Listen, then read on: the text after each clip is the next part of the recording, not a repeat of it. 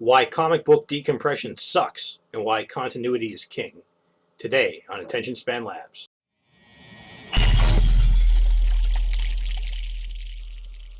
Before we continue our discussion of comics before the current Dark Ages, I want to remind you about our new project, HeroicAdventureFiction.com. Week by week, we are uploading all of our novels and anthologies to the Heroic Adventure Fiction website for you to read for free. We'll also post the background appendixes, character profiles, artwork, and all new stories as exclusive content to our subscribers and supporters. If you enjoy the content on this channel, and especially if you agree with us that superhero comics have changed for the worse over the past decade, I really encourage you to read our work. In the thrilling stories and unforgettable characters of the Ascension epoch, you'll find something new to love, as thousands of other readers have over the past 5 years. Shell and I are proud of these stories, and we want as many people to see them as possible. That's why we're making them available for free. It's important for fans to know that there are alternatives to giving money to Marvel, DC, Disney, Paramount, and the other corporate cannibals that are busily violating our cherished memories with their deconstructive, anti-cultural drivel. Independent creators like us are putting out excellent entertainment that, we hope, you will enjoy just as much as the other stuff. If you agree, you can buy our books or become our patrons. So if you want to break free of the drip feed of poisonous nostalgia, check us out. It would mean the world to us. The Ascension Epoch, making superhumans heroic again since 2014. One of the things that I liked, it's funny too because you have to take into consideration when the story was written, what was going on with those characters at the time. So when I was reading it, I like Punisher, but I like reading Punisher Max. Totally different take on the character. He's super low tech in Punisher Max. And here he has microchip to back him up, but in this book specifically, microchip's not in it, but he has the war van. He has all of these just crazy high-tech computers and stuff. Like he can scan Night Thrasher's armor and find out what's it made out of, what's its weakness, Yep. What's he using inside of his skateboard, he's got all these hidden weapons on him and stuff. And I always thought that was too fantastical for Punisher. I like when he's just like kind of like a detective, more like gritty, real gritty. Yeah, right? If you're mainly familiar with Punisher by the more recent movies or the Netflix series, he's high tech in the sense that he has guns, right? But he's a bit more of a fantasy character, especially in this era of Marvel. Like when he first appeared, of course, he was a villain who was trying to kill Spider-Man, but he was using like mercy bullets or something like that, and so I guess he wasn't trying to. I don't know. I don't know how you kill someone with mercy bullets. But well, they had so many ups and downs with him because at like one point they had him going. I don't know if it was before or after this, but he was like so insane he was trying to shoot a jaywalker. Right? That happened at some point. So you're like, well, that's just insanity level now. Yeah, that's part of what they call like the Iron Age of the killer heroes, like our cat just jumped on the table there, but the killer heroes like going to be in the video that were extremely popular, like Wolverine and Punisher and Lobo and crazy over the top characters like that. But this is a time they call the Iron Age, when there was controversy over who the really popular characters were, like Wolverine and Punisher and Lobo and these ultra violent characters who would go out, or Batman took a more serious violent turn at that. He still wouldn't kill people, but these were the characters that were popular in that period, and it was like they're no longer heroic, are they? Because they're too prone to extremist vigilant. They don't have They're the doing heroic things virtue. that Spider-Man or Superman would say, Never. no way. Right. Yep, I'm going to stop that. On the other hand, they're doing things that characters, if you actually read the comics from the 1940s, were doing all the time. Yeah, Batman had a gun, and he killed the Joker in his first encounter with him. I mean, how many Germans and Japanese and Italians did Captain America kill during World War II? Presumably a lot of them, yeah, right? presumably a lot. He's a super soldier. Yeah, and like especially ones like Hydro Man. Man blows up an entire ship full of people and just watches it go down proudly. Yeah, He kills a room full of criminals, then tries to prop them up and make them look like they're still alive and playing poker. Yeah, this is the Bill Everett Hydro Man from not the Spider-Man villain we're talking about. Bill Everett created Namor too, but that's. But there was a lot of concern at this time. Is like, are we are the characters that are popular now really heroic, and a lot of them, the answer is arguably no. Like they were, even if they had, again, it was the ends justify the means. They were the ends were good. Like Punisher was trying to eliminate organized crime, right? But he if you look in his comics, his body count, he'd probably be one of the biggest non-communist mass murderers of all time, right? And I mean, he's gunning down people just selling drugs in the street, not necessarily. Sometimes he does have mercy on them. Yeah. I'll point that out. And it all depends on the writer, the era. Is it mainstream universe? Is it the Max universe, which was so much more ridiculous? You're way over the top. I have to say, like, obviously I don't get into the Max comics. They're just too far gone for me. But there's also something to be said for creating your own little universe for that. Like, if you want to do those kind of stories, putting them in their own little side stories where, like, people like those stories can pick them up, and you still have the mainstream stories that don't get into that. Right. Yeah. We were before we started this video, we were talking about the Exiles, and I said how I really like the idea of the Exiles are like an interdimensional reality hopping team, and I said I wish they would have had the Exiles for every time they wanted to significantly change an established character. When they wanted to, say, change their race or their gender or their sexuality, or like if they really wanted to have a gay Iceman, they could have had gay Iceman from Earth 4258391, right? If they really wanted to have, say, a universe where Captain America was black or Thor was a woman, or instead of doing something to say, well, Captain America was a Nazi. If they really want to have a Nazi Captain America, for that matter, they could have done that in another universe and not taken a giant shit on these characters that people have loved for 50, 70 years. The Hydra Cap, now that's already how many years ago? A couple of years ago, 3, 4, maybe even 5 years ago. Yeah, I think it was like 2 or 3 years ago. Wasn't that not long? They're still trying to pull the character back out of that. Like, I think Mark Waid was writing them. Now they have, God, I'm going to butcher this guy's name, so I apologize. It's Ta-Nehisi Coates. Yeah. He's writing them now. And actually, I was reading them, and I picked them up, and he's tying a lot of the story back to Ed Brubaker's Winter Soldier storyline, so I kind of really like that, though. But they're still really striving to get Cap back out of this rut he was in. It's still a damage control story, though. Yeah. Yeah. And so that is, it seems to be an overt objective of a lot of the writers and creators, writers, artists, whoever's involved, in editors even making these stories, is they want to not. It's not so much they want new characters representation, because they could always create new characters of a different group, right? In fact, they should. It's what they used to do, right? And it's their fault, frankly, that they don't make more of a deal and try and push characters like Falcon as Falcon and not try to make him Captain America. If you want to do something with I don't know why you want to do anything with Jane Foster, frankly, but if you really wanted to make Jane Foster a character, she can be an important character without being Thor. Or if you really wanted to make a brilliant teenage black girl in power armor, right? She doesn't have to take over for Iron Man. There are things you can do that they should be able to stand on their own. But the reason they don't do that is I think one, there's the suspicion they have that they know that they can't stand on their own because they're bad writers, and that also they want to destroy the things that people love before. And I think that is very prevalent in modern media. I think that's what is behind so much of the new Disney Star Wars movies.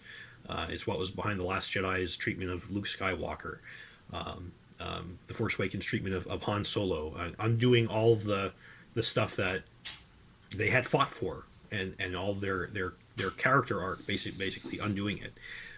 These are nihilists. These writers, these creators are nihilists, and they fundamentally they not only don't understand right and wrong, they don't understand why we love these heroes, but they hate them, and they're seeking to undo them.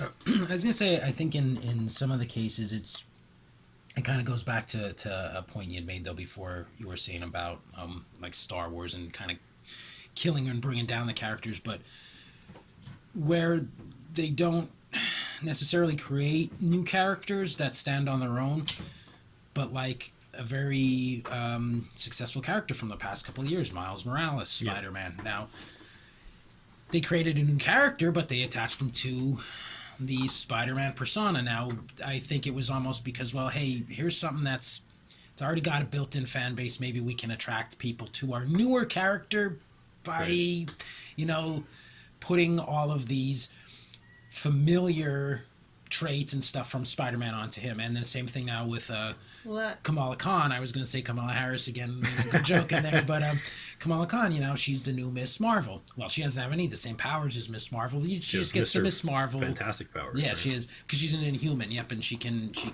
stretch and stuff. But I think you get the little bit of a built-in base because you're like, oh well, Miss Marvel. Maybe I'll pick this up. I liked Miss Marvel. Maybe I'll read this. And it is a new character, but they're trying to prop them up with somebody else's past a little bit. They're trying to hitch on the coattails of someone else's legacy. Well, I mean, the other thing is when you're dealing with a faltering industry, like back in the day, X-Men was selling 300,000 copies a month in the like issue 400. Yeah, every issue 400 or 450, 350. And I forget which one. And there was nothing special going on in that issue either when it was right. What would be selling 300,000 copies a month? 350 would have been. 300 was still the big errors, but like it takes time to let people care about a character, right. And it's like you could eventually get people to care about almost any kind of character if you give them enough time, but they don't want to say,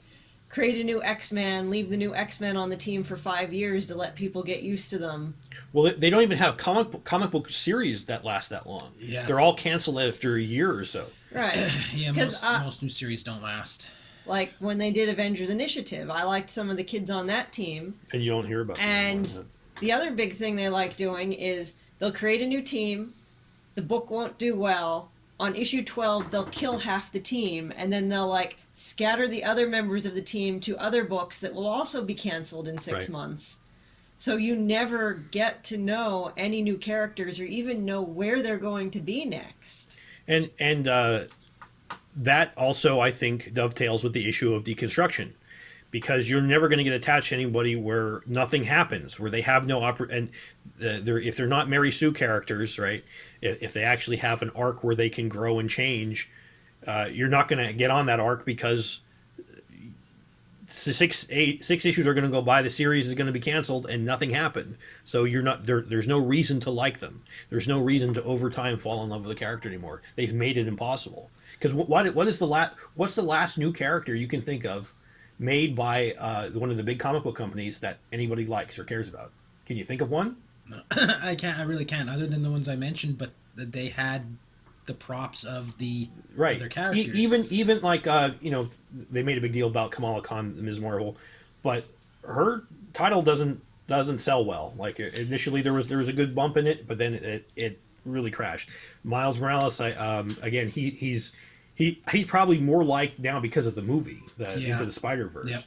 Yep. He didn't really do well holding his own title, and I think he is a pretty interesting character. The movie helped a lot and made it, I think, more accessible. But I mean, all these movies now are making them. It's the rub though, right? They're more accessible to people, but nobody still reads the comic books. Right.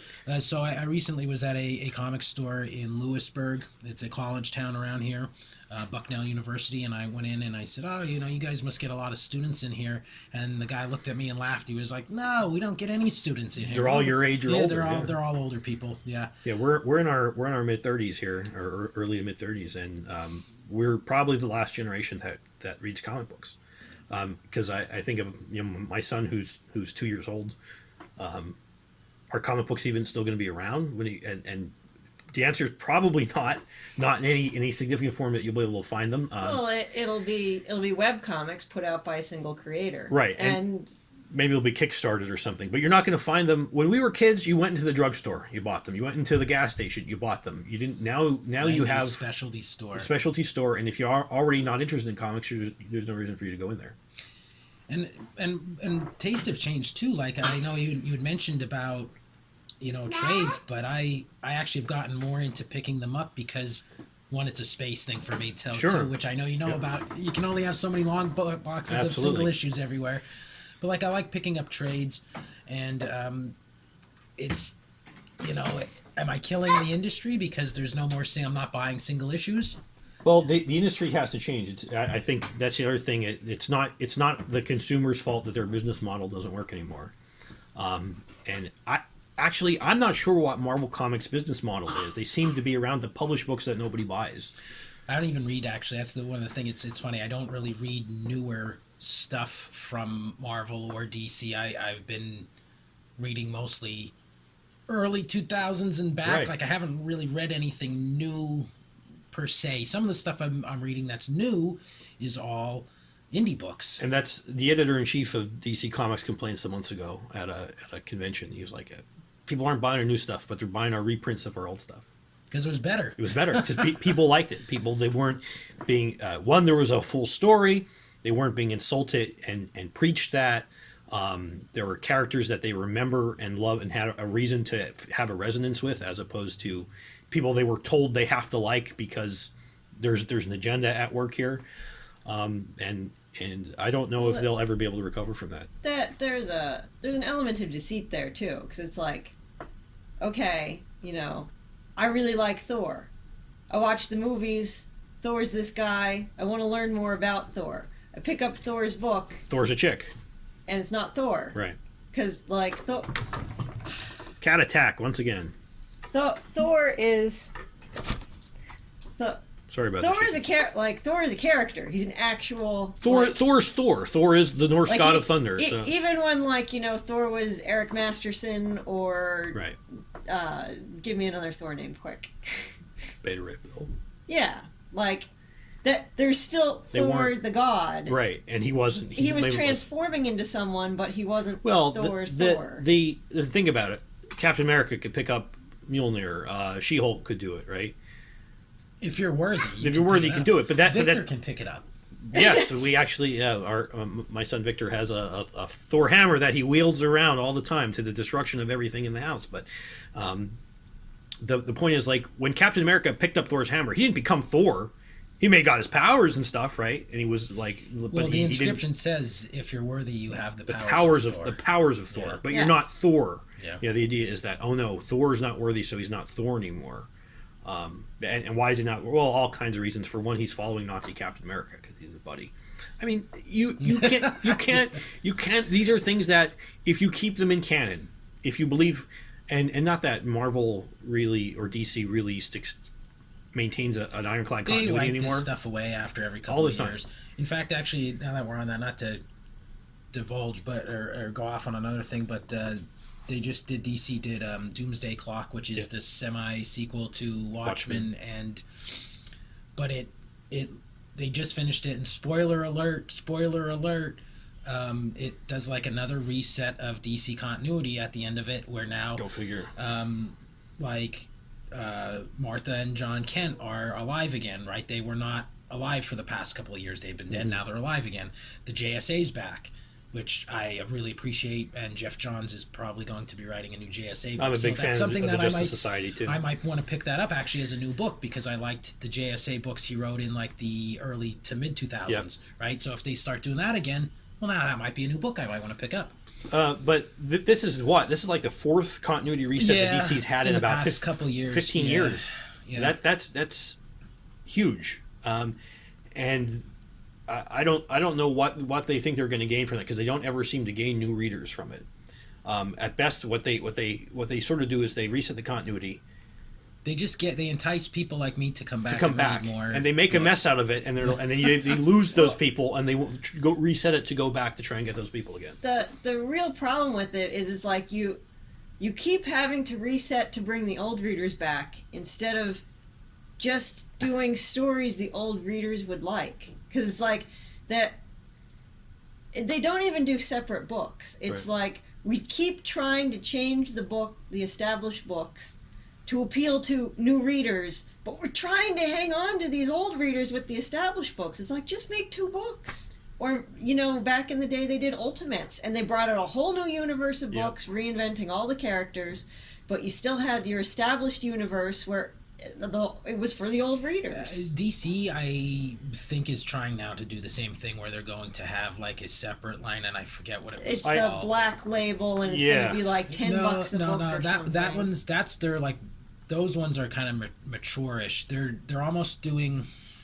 Oh, okay. Yeah, they're almost doing like an Ultimate Universe type thing, and I think I'm gonna say like D5 or DX or something. It was some weird name, and they're going to have, I think, books where they're going to be more accessible to new readers, and then you'll have your mainstream books that I guess are supposed to still keep the old readers interested. I don't. Black Label seems more adultish. Oh, I think, okay. Right? Yeah, that's where Batwang came from. Are you guys up on the Batwang? Oh yeah, I saw Yeah. a Oh, few dear. video covers of that. But Yeah.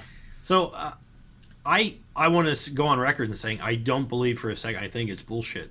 The idea that continuity makes it hard for new readers to get on board, and I know it's BS because I started reading comics in the very late 80s and early 90s. And at that point, there was already 25 to 30 years of Marvel Comics backstory. And with DC, it's even longer, right? Yeah. Another 10 years on top of that, right? I started in the middle of the Spider-Man Clone Saga, which must be the most convoluted story in the history of Marvel. And that's I loved it. And that's over 30 years of Spider-Man backstory. But you were able to get into it, and you didn't feel. I won't speak for you. You tell me if I'm wrong, but you didn't feel lost or confused by anything. No, and that was even that was in 1994. You didn't even have the internet yet to even look stuff up on Wikipedia. Like, I just had to buy other books. I didn't get, and if I did get confused, I would be like, well, I have to pick up this other book now to figure out why I'm confused. And so it actually worked in their favor potentially. Yeah, I jumped in the middle of. I came in right before Phalanx Covenant started in X-Men. Yeah, so and there's 30 years of X-Men backstory there. Yeah. But so if there's something in comics today that actually makes it hard for people to follow what's going on, if that's true, then it must be, I think, decompression. Because for 40 years, every comic you read, pretty much, there was a full story in that issue. Now, if I get into the middle of a story, it's not just I don't understand the 30 years of backstory. I don't know what happened 3 months ago. I can't just jump in the middle of this. So I either have to wait, and they always come out with this, this is a great jumping on point for this character. It's like any book. I mean, Jim Shooter would blow his top. Any book should be a good point. jumping on book. Any book could be somebody's first book, and they need to be able to understand the character.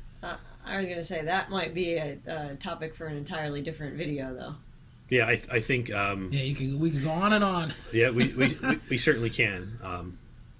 But unless you guys have anything else to add at this point, I would say we may have talked the topic of these 2 New Warriors issues out. I'm cool, man. All right. Well, thank you very much for listening to this episode of Attention Span Labs. This is Mike, Shell, and Steve signing off.